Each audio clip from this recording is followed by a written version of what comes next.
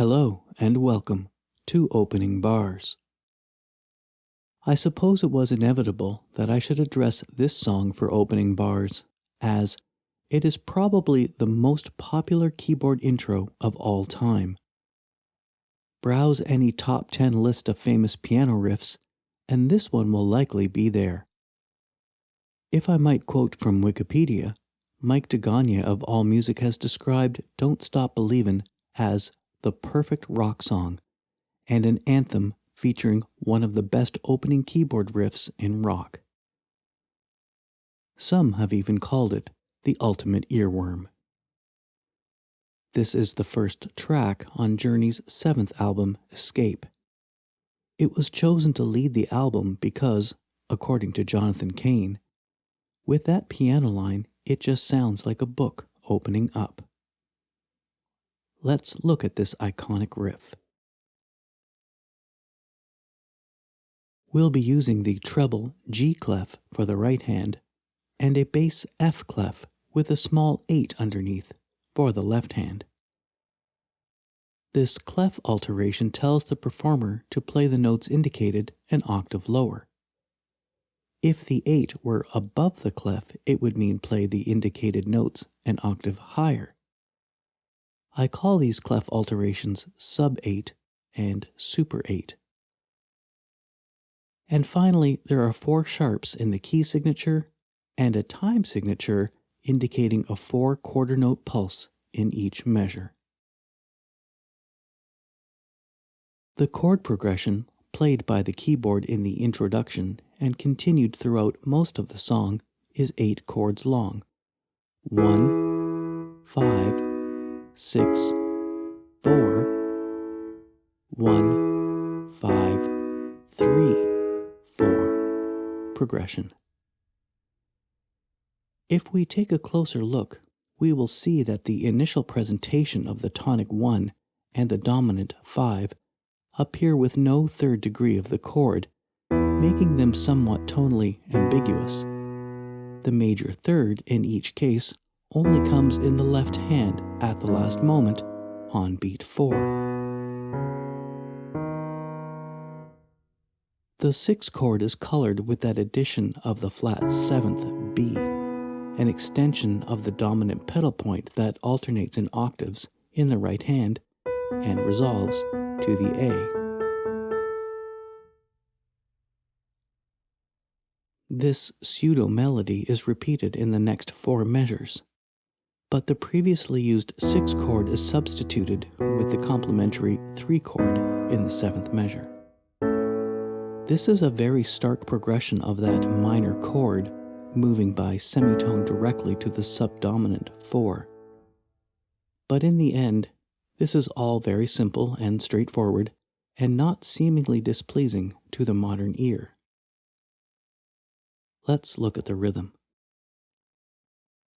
Rhythmically speaking, there is an incessant tick-tock of eighth notes that pulsates in the accompaniment throughout the piece, primarily in the right hand.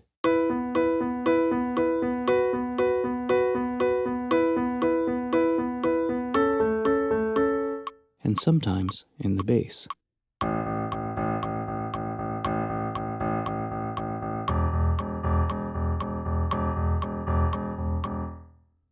There are subtle syncopations that offer only the slimmest form of interest from an analytical point of view, but they pack a big sonic impact. You hear this primarily in the left hand, where the resolution note to the next bar is introduced an eighth of a beat early.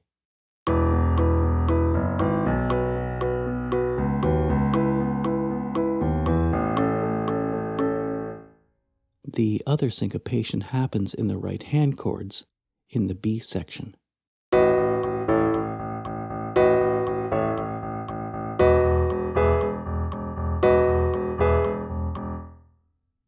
Now that you know the notes to play, you can concentrate on advancing specific piano performance techniques. The most persistent problem I see with emergent piano players is the propensity to play the bar line. What do I mean by that? Well, I mean that inexperienced players are faced with a number of mental obstacles particularly when they are looking at scores. Here, they have to deal with the syncopation, they have to switch to a new chord, and use different fingering. Now, you might imagine that these considerations are so small that they could not possibly manifest a noticeable sonic difference, but they do. Let's consider the first 2 bars.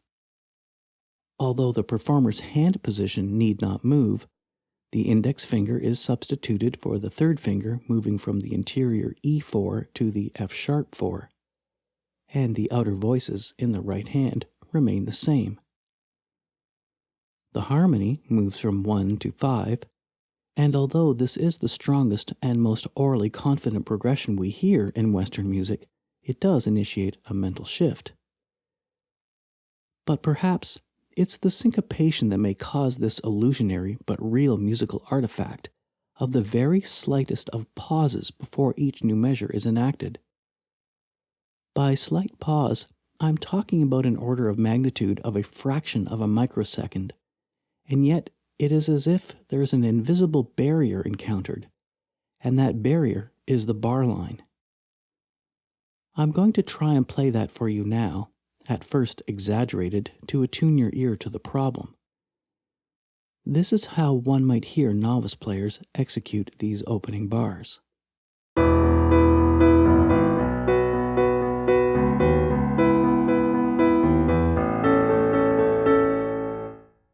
Now I'll play through the bar line, as if it's not there, seamlessly linking the ideas through one another as a pair of 2 complete 4-bar phrases.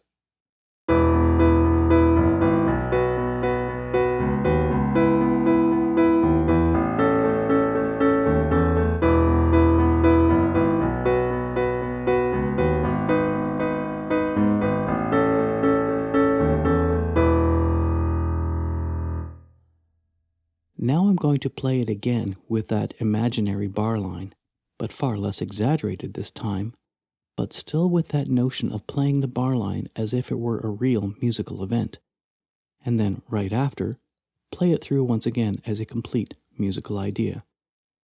See if you can hear the difference.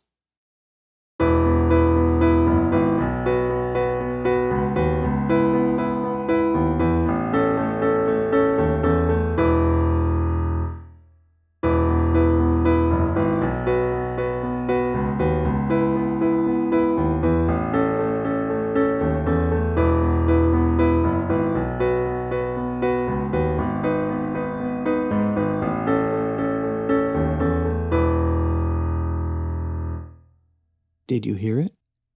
If not, go right back and listen through this whole explanation and example again, attuning your ears to the subtlety of it.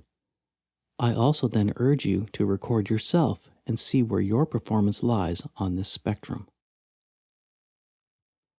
While I typically only look at the opening bars of popular music in this series, I think it would be worthwhile to quickly look at song structure here, as this piece deviates from others of the genre in an interesting way.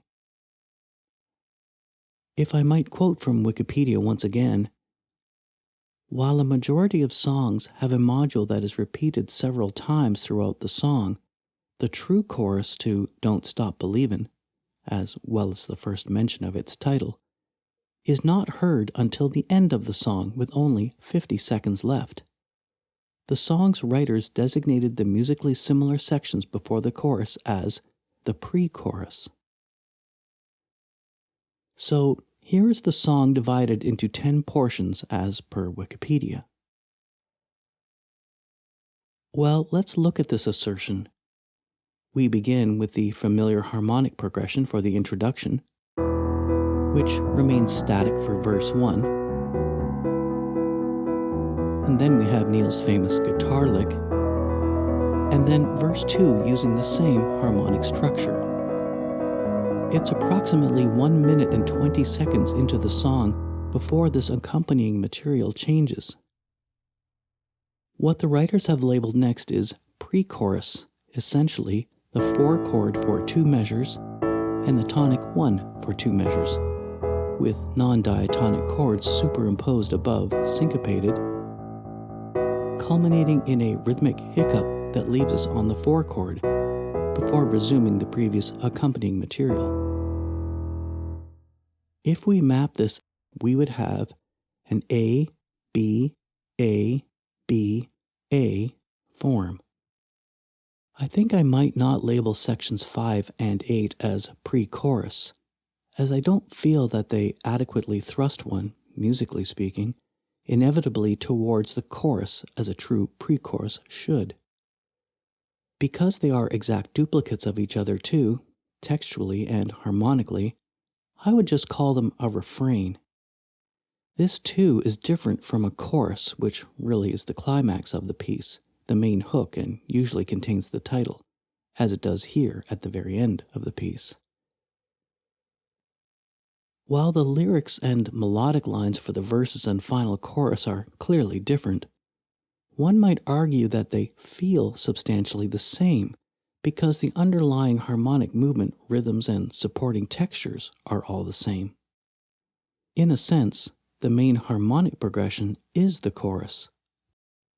We might say that this song captures what so many modern songs today are seemingly beginning to do, and that is to put the chorus right off the top to capture the attention of modern music consumers.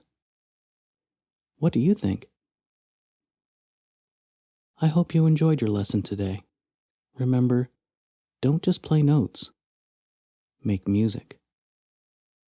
Until next time, thanks for listening.